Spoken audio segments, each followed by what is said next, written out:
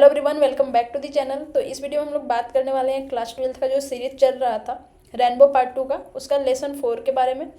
Lesson 4 का first video हम लोग अपलोड कर चुके हैं, जिसमें B.1 का ट्रू एंड फॉल्स वाले स्टेटमेंट्स कराए हुए हैं। तो अगर आपने उस वीडियो को नहीं देखा है तो आप पहले जाकर उस वीडियो को देखो, क्योंकि ट्रू एंड फॉल्स भी काफ़ी इंपॉर्टेंट होता है बिहार बोर्ड के लिए। अब आते हैं इस वीडियो में हम लोग जो B.1 के आगे वाला पार्ट है, जिसमें कि क्वेश्चन आंसर है, शॉर्ट क्वेश्चन आंसर, उनको देखेंगे। वो सारे क्वेश्चन आंसर सॉल्व करेंगे एंड क्वेश्चन क्या कह रहा है, आंसर में जो भी आंसर हम लोग लिखेंगे वो उस आंसर का मतलब क्या होगा, ये सारी चीज़ें देखेंगे।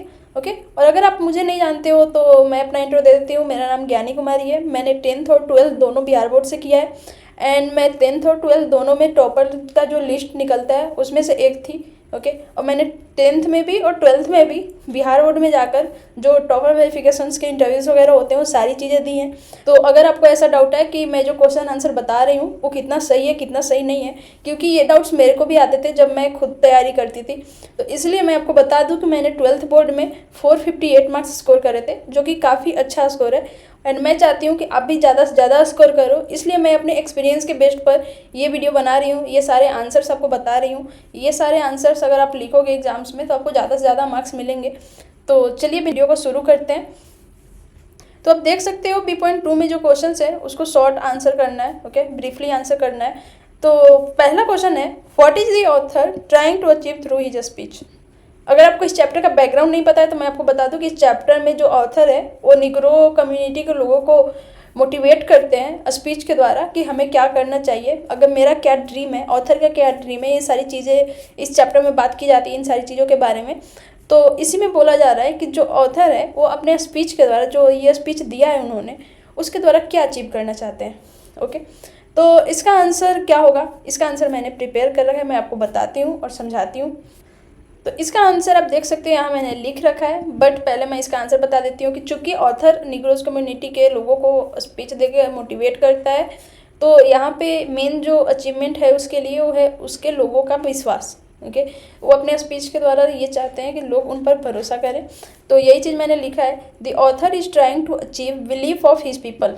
अपने लोगों का विश्वास जितना चाहते हैं। He also wants to encourage his people through his speech. He is trying to achieve assurance from the white. ये वाइट किसके लिए आया है, वाइट अमेरिकन्स के लिए।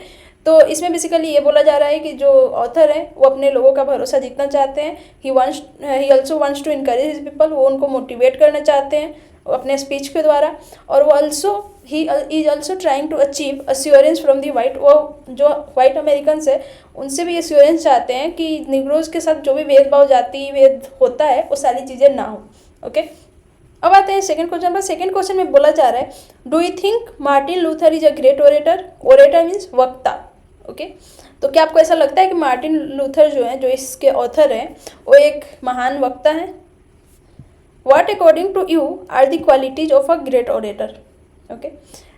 तो आपके अनुसार जो ग्रेट ओरेटर होता है, महान वक्ता होता है, उसकी क्या क्वालिटीज हो सकती हैं। What does Martin Luther urge his people to do. Okay.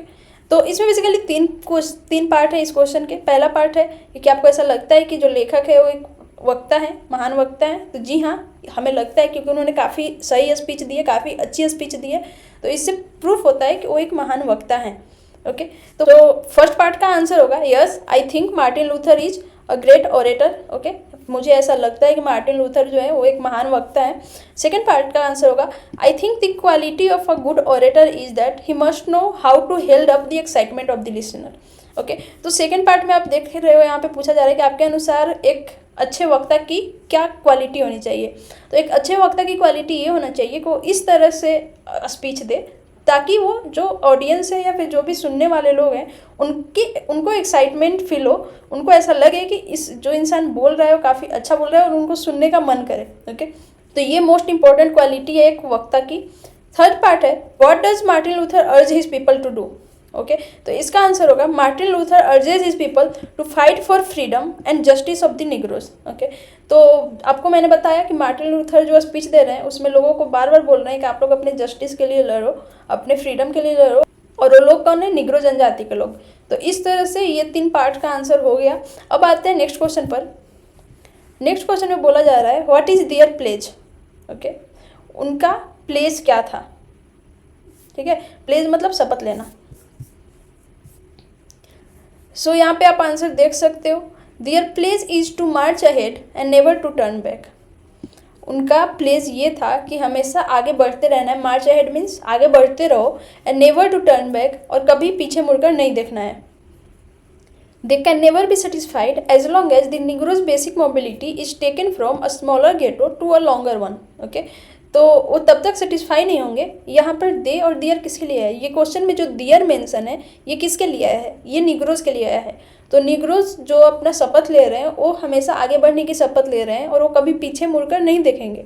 साथ ही साथ they can never be satisfied, वो कभी संतुष्ट नहीं होंगे जब तक कि Negroes basic mobility is, Negro का जो बेसिक मोबिलिटी है वो स्मॉलर गेटो, गेटो मीन्स बस्ती, तो छोटे से बस्ती से लेकर, छोटे से कस्बा से लेकर बड़े से कस्बा में जब तक उनको नहीं भेजा जाएगा, मूव नहीं किया जाएगा, तब तक वो सेटिस्फाई नहीं होंगे।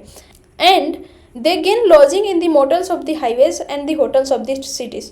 तो यहाँ मोटल्स का मतलब क्या हुआ? जो हाईवे पर होटल्स बनाए जाते हैं उन्हें मोटल्स कहा जाता है। ओके, तो वो तब तक भी सेटिस्फाई नहीं होंगे जब तक कि उन्हें हाईवेज के जो भी मोटल्स हैं उसमें और जो शहरों के बड़े बड़े होटल्स हैं उसमें रहने का इजाज़त नहीं मिलेगा, रहने की आज़ादी नहीं मिलेगी। तो अगर ये सारी आज़ादी उनको मिलेगी तभी वो सेटिस्फाई होंगे, और इसी चीज़ का वो शपथ लेते हैं कि जब तक उन्हें ये सारी चीज़ें नहीं मिलेंगी वो आगे बढ़ते रहेंगे और पीछे मुड़कर नहीं देखेंगे। ओके, तो आई होप आपको थर्ड क्वेश्चन क्लियर हो गया होगा। आते हैं फोर्थ क्वेश्चन पर। फोर्थ क्वेश्चन में बोला जा रहा है what are the trials and tribulations the author talks about. Okay, तो अगर आप देखोगे तो यहाँ पर 8 पैराग्राफ में जो लेखक हैं वो बात करते हैं ट्रायल्स एंड ट्रिब्यूलेशंस का। यहाँ पर आप देख सकते हो, यहाँ पे मेंशन है। तो इससे उनका मतलब क्या है? तो इसका आंसर देखते हैं। आंसर है the trials and tribulations refers to the hardship African American faces. Okay, तो यहाँ पर बात किया जा रहा है कि जो ट्रायल्स एंड ट्रिब्यूलेशंस है इसके द्वारा जो लेखक हैं वो अफ्रीकन अमेरिकन को बताना चाहते हैं, उनको रेफर करना चाहते हैं। सच एज, जैसे कि coming fresh from narrow cells. Okay, संकीर्ण कोठरियों से, नैरो मीन्स संकीर्ण, सेल्स मीन्स कोठरियों, संकीर्ण कोठरियों से डायरेक्टली आना, being battered by the storms of persecutions. Okay, persecution means उत्पीड़न, स्टॉर्म्स मीन्स तूफान, और बैटर्ड मीन्स परेशान होना, त्रस्त होना। तो उत्पीड़न की जो तूफान होती है, जो वहाँ पे उनको उत्पीड़न सहना पड़ता था, उससे वो परेशान थे। And staggered by the winds of police brutality, and police की बर्बरता की तूफान से वो लड़खड़ा गए थे। स्टैगर्ड मीन्स लड़खड़ा जाना।